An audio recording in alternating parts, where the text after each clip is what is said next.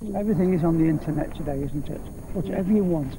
You can get married, you can get divorced, you can get anything on the internet today. But you never know who you're picking up, darling. I believe in old-fashioned things like, you know, meeting a person and romancing them and stuff like that. To talk to some person you've never seen before in a different country, or I think is rubbish. Yeah, you can find love anywhere. If love is to bloom, you can find it anywhere. Yeah. I love computers. I love talking over the net, but I am a very social person. I like to go out. I like to do the big one. Anything with adrenaline. This is me. There's nothing on telly. I'm not feeling sleepy. I don't feel like reading.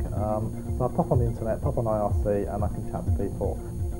You've been actually chatting to somebody live over the internet for say 2-3 years even, and then suddenly you're meeting them. I'm quite a normal person really. I mean, I'm not your archetypal sort of internet person who just sits chatting away into the night. No, I'm not a great chatter-upper. I could never walk up to a girl in a bar and like turn on the charm and chat her up. But on the internet, you can flirt a little bit and see how well you're doing. 4 years ago, I arrived at this airport after having been talking to Neil on the net, ZX81 actually, for a full year. I decided to come to England to meet all my internet friends, and obviously Neil was one of them.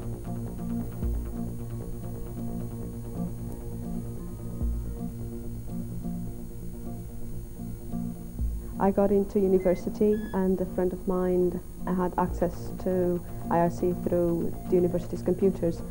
As he was not going to use his area, he offered the space and basically the computer to me. One particular day somebody said that I could talk to loads of people from many countries at the same time through this piece of software, internet. I didn't have a clue what I was doing, what I was supposed to do. I only knew that I was meeting people, and I just screamed help. And is there somebody else out here that is over 18? And 2 people answered my call. One of them was ZX81, Neil, and he was sharing all my university problems, all my late evenings, and my parents telling me off because I was late home, and all my weekends, crazy weekends, and we were sharing everything. Basically, I was telling Neil, and Neil was telling me things that I wouldn't speak with some friends. So in a way, I was trusting him more by telling him important things that had to do with my life than I was doing with real people, flesh and blood. Once I quoted Shakespeare to him, Romeo and Juliet, and he asked me, who was that singer? And I was very disappointed, I must say, at that moment, because literature is a very important part of my life, and him being English, I couldn't quite grasp the idea that an English person would not know the most famous love story in the world, Romeo and Juliet. Game dinners can be pretty vapid, really, to be quite honest. But if you want to get cheered up, it's always a good place to go and have a bitch and a gossip.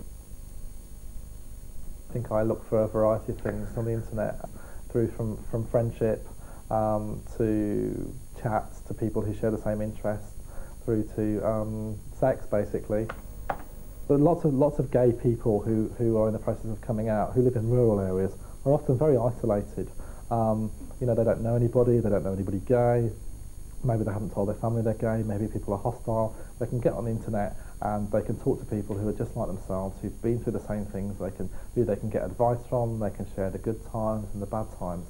And I think it's a really, really good resource for them to use, so they can chat to other gay people and find out it's okay to be gay. It's bringing people from all different backgrounds together, countries, you know. The internet holds no boundaries. It's not like, oh, it's the end of Edinburgh or the end of Midlothian or even Scotland. It's the whole wild world is like your ocean.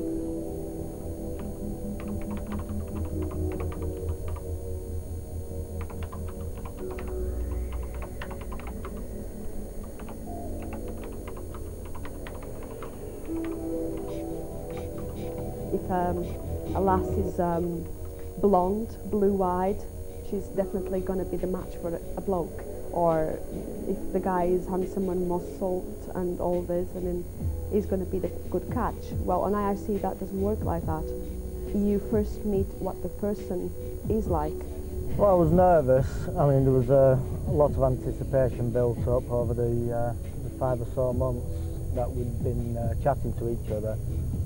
Plus, also all that day I had to prepare and clean up and everything, so that sort of added onto the anxiety of the actual meeting itself as well. Well, during the day I didn't feel anything, as I said, because I was very busy concentrating on my UCAS application form for Birmingham University. But on the journey back, I was very fidgety. I was playing with the windows. I wanted to eat and I wanted to have a drink. I was very excited about it, all of it. I think the most important thing I found was the fact that my house could be complicated to find to somebody who didn't know, so I chose an easy place to find. Well, at first when he said what place he wanted, the Cars Industrial Estate in Islington, I didn't think anything of it, just the Cars Industrial Estate, maybe not really understanding what it was. It was a well-lit car park, so and there's factories working with security guards there, so you know, it was a fairly public place. Oh my God, I thought it was dodgy. It was this industrial estate full of these warehouses. There was nobody in sight, and I didn't even know which of these sites it was going to be. I didn't mind sort of camping out in the car for, well, 2.5 hours in the end. At least I had my brother to talk to and give me moral support. It was quite a shock, you know, to see how much smaller than myself she was. So I was prepared for it in a way, but it was still meeting the person actually puts the real picture in its place. I had the shock of my life because I wasn't expecting Neil to be so short and so white. I think as white as a piece of paper, and it was basically a very horrible experience. The Portuguese, so it was their custom to sort of embrace and kiss twice on the cheek, so I was a little nervous. I was, you know, wondering what's going on, sort of thing. So there was a culture difference immediately. He hadn't lied about his looks. Indeed, he was the same person, only it wasn't as suntanned as it appeared to be. She was late. I come to find out she was always late, but that was something that couldn't really be determined on internet. Still, I was going to give it a shot because he was such a wonderful person. He had really good feelings, a really good heart, and we'd spoken for so long that no way was I going to let the looks get in my way.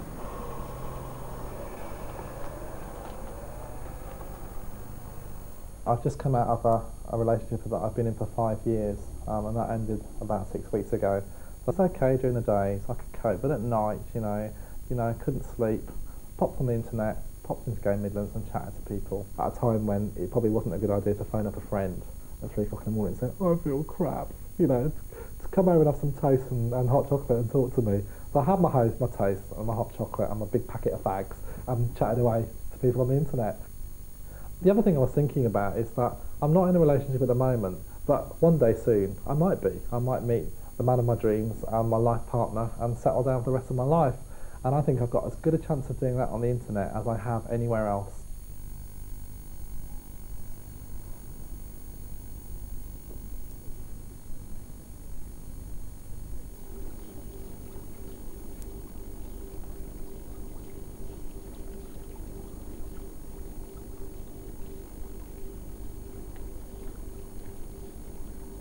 It was about 2 or 3 weeks that we actually talked to each other on the internet, and then we spoke a few times on the phone.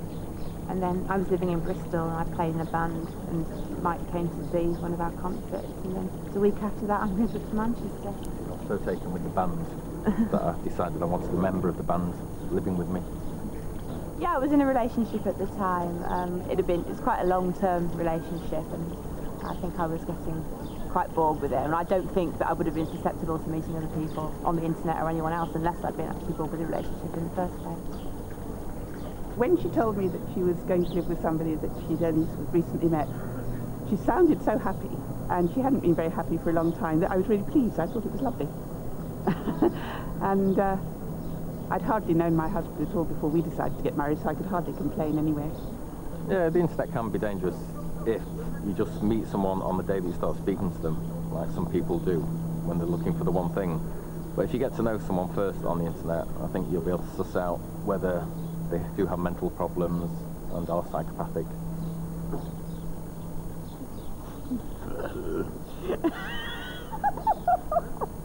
My husband died 2 years ago, and I don't like being on my own, so I try to keep busy. When the children were young, we used to go to an island of Scotland called Colonsay for our holidays, and this year they said they'd like to go back. So I booked up, and we went up there. And a friend of one of my daughters who came over a bit later than us said he'd met a man on the ferry who was buying some land and building a house on Colonsay. And then when we were in the pub, there's only one pub on the island, he said, oh, that's the man. So I went over to talk to him and said we'd often fantasised about living on Colonsay, but we never would do it. But I was interested to hear about it, so we talked a bit about that. And then when we left the island, we just bumped into him once or twice because it's a small place. And when we left, I gave him my email address and said I'd like to know how he got on. We write each other emails sometimes because I usually leave the house in the morning before he gets up, so if I want to remind him of anything I'll send him an email because I know he checks his mail in the morning. I mainly go on it now when Ruth's not in, when I'm looking for other women, or when I've just got nothing to do. After we'd been emailing, I can't remember for how long, perhaps a couple of weeks, he said that he'd like to meet and that when we'd left Colonsay he'd hoped that this wouldn't be the last he saw of me and so on. I think that if Mike and I had met in any other circumstances, we would have, we would have had the same outcome. If I'd seen Ruth in a pub, there's no way I would have gone over to speak to her. I might have looked at her and thought, well, she looks all right, but I wouldn't have had the nerve to go over and start talking to her. So basically, the internet did bring us together. I suppose in the back of my mind, because I played in a band, and when you play in a band, you're always trying to make contact and meet someone who's going to make you famous. So initially, yeah, I must admit, I was looking through people's profiles to find anyone who worked in the music industry. And so he had music journalists in his profile, so that was the initial reason that I contacted him. Fate, basically, I think, plays a part in everything. Like the fact that I got my computer when I did, and I got the internet when I did, I'd stay on it all night, basically. And the fact that I was online when Ruth sent me the message, although I was hidden so she didn't know I was online, so she sent me a message, and I replied, and basically we got talking that way. And the fact that in my profile I'd put that I was a music journalist, well, I was umming and ahhing about whether to put that in the profile, and in the end I decided to. So basically if I hadn't put that in my profile, I wouldn't have met Ruth. So it's all little things that add together in this great cosmos. We're meeting tomorrow, and as he lives in Glasgow and I live in Wiltshire, which is rather an impossible sort of combination anyway, I thought that Bolton was just about equidistant between the two, so I suggested meeting here, and then if we didn't get on, nobody had wasted too much time. I'm nervous about meeting Andrew because it's a totally disembodied relationship on the internet. It's like a relationship, as it were, in heaven, whereas on Earth, it's all physical. I mean, everything we know about the world through our senses. So that's why it is very different, and one doesn't know what it will be like.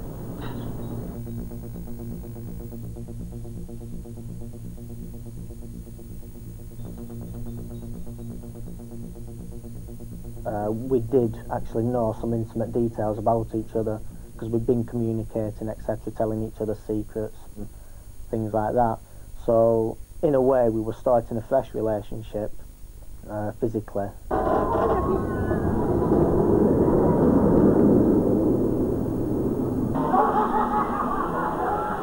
We came to Blackpool Pleasure Beach shortly after I arrived here in England, and we came for a good day out. And we tried a big one, we tried all the big rides, and we started basically dating here. This is where I think both of us realized that we wanted to start a relationship.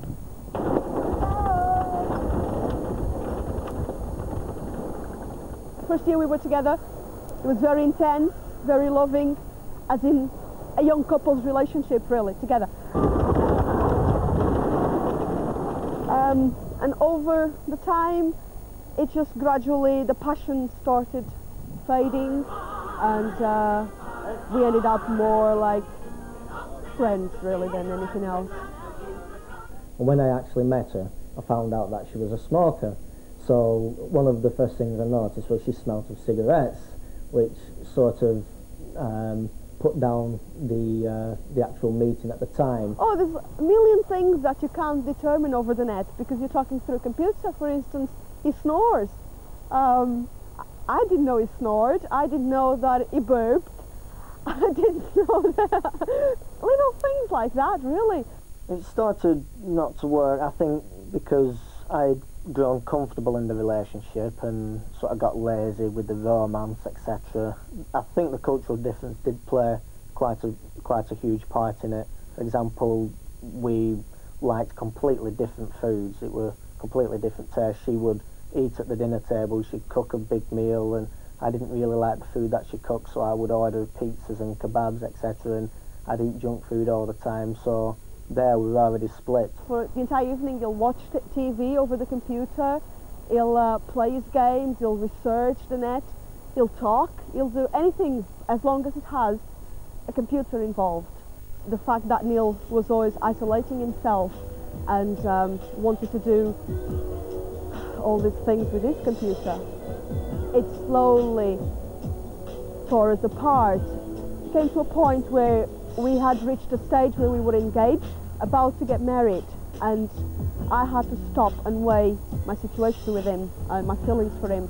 I still loved him a lot, but I could see no future for us together. If I meet a bloke in a nightclub and we start something and later on we decide to go on in a relationship, you don't know that person. And no matter how hard anyone tries to tell you that you do, you don't until you have lived with that person.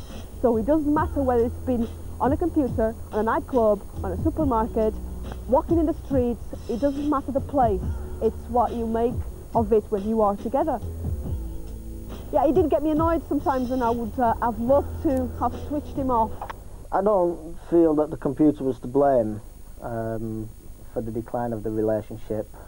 Not this relationship anyway, my previous relationship, it actually did kill that one. I was engaged to a girl and she was seeing somebody over the internet, and I found out because it was on my computer, and that sort of tore us apart and led me to do the same, so to speak. And with going on the chats and everything on the internet, that's how I actually met Sylvia.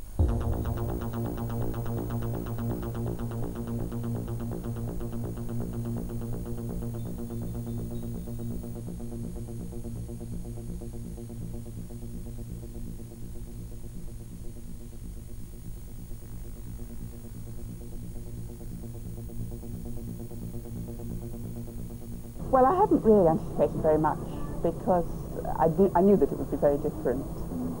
I think we were both very shy to begin with, so we went for a walk, quite a longish walk for the afternoon, then had an early meal and decided to go to the cinema together. If I'd met Andrew, well, if I'd met him without ever having emailed at all, or if I'd met him after we'd emailed and then stopped, that would have been better, because then you could start a relationship more naturally. It has an artificial feeling, really.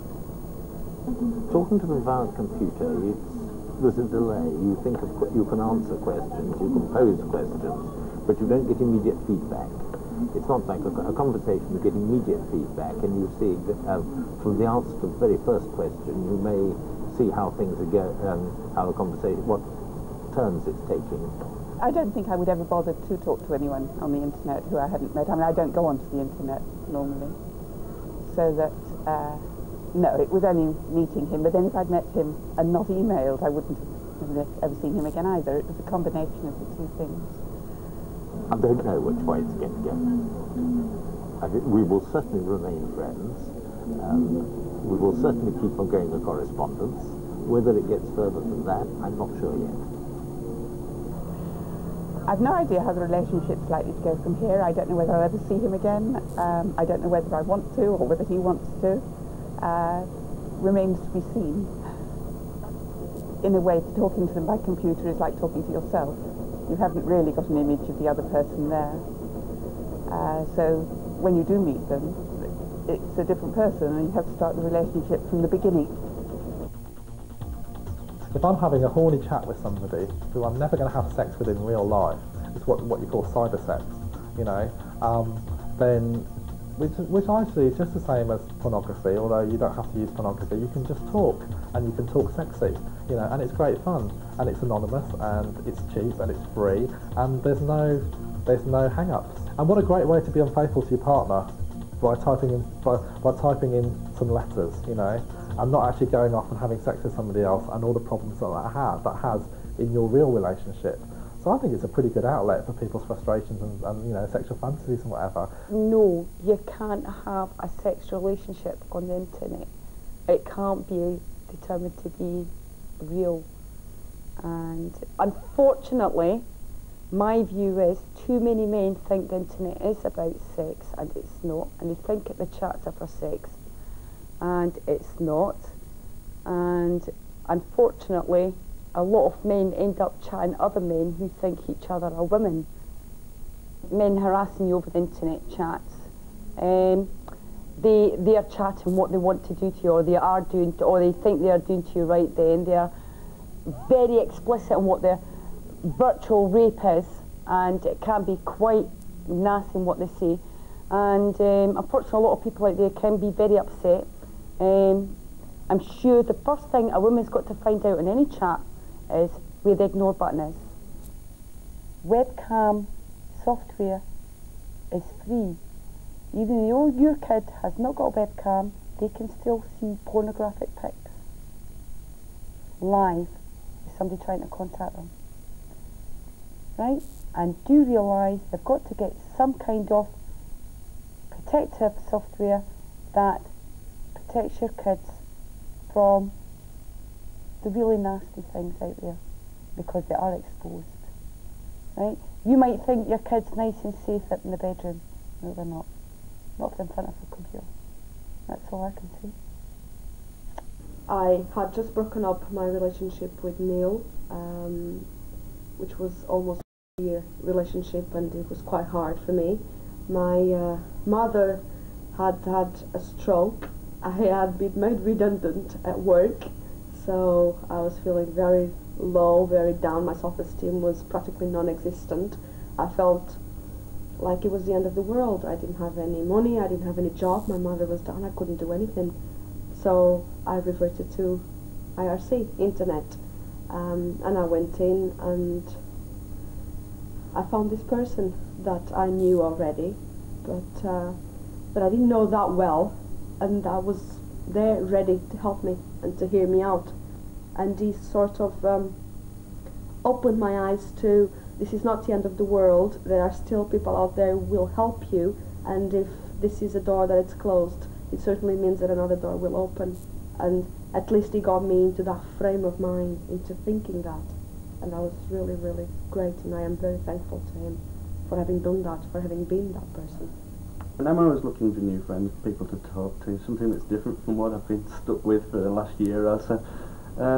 So yeah, it was a great day. The day she came to see me about a CV, we had a good time at the pub again.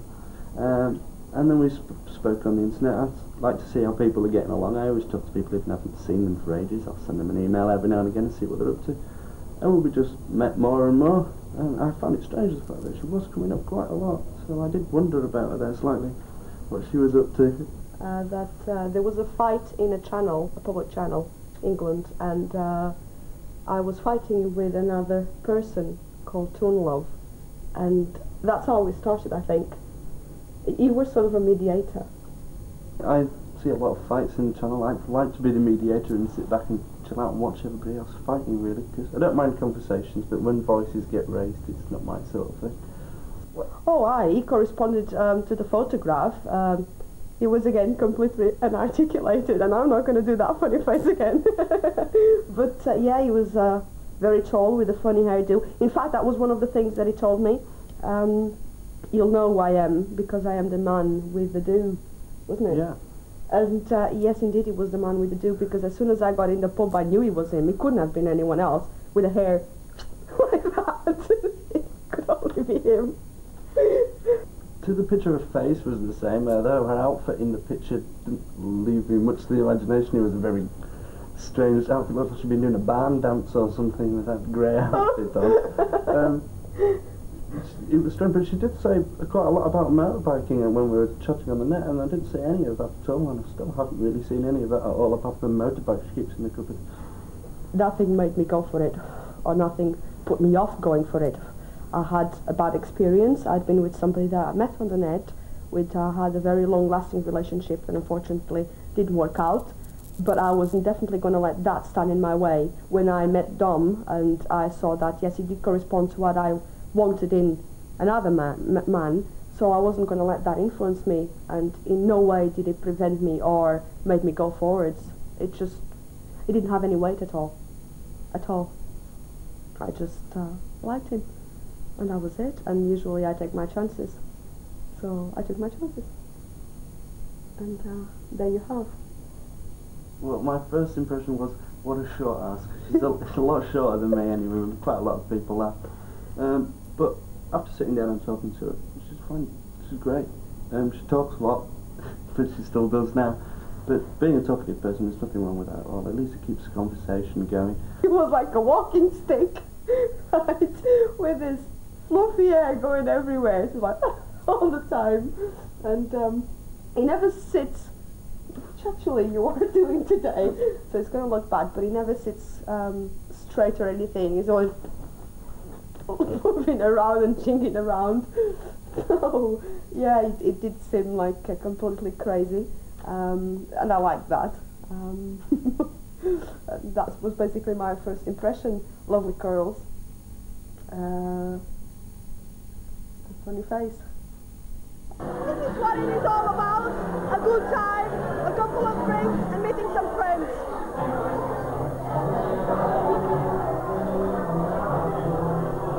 I know, I'm a traitor to Geek Kind. You are a traitor to all of us women of internet. I'm going to stop wearing my sandals and I'm going to start having showers on a daily basis. I know I've mentioned a lot of negative things, but if it's used right and you know how to use it, how to cope with the chat, how to cope with abused people, at the same time realise there's a hell of a lot of nice people out there. I'm actually going to a wedding in November with a friend of mine that met a guy through internet. There you go. I'm an internet freak. Last week I was on the net for 14 hours. 14 hours! Yes, you can find love on the internet, but don't expect too much at first.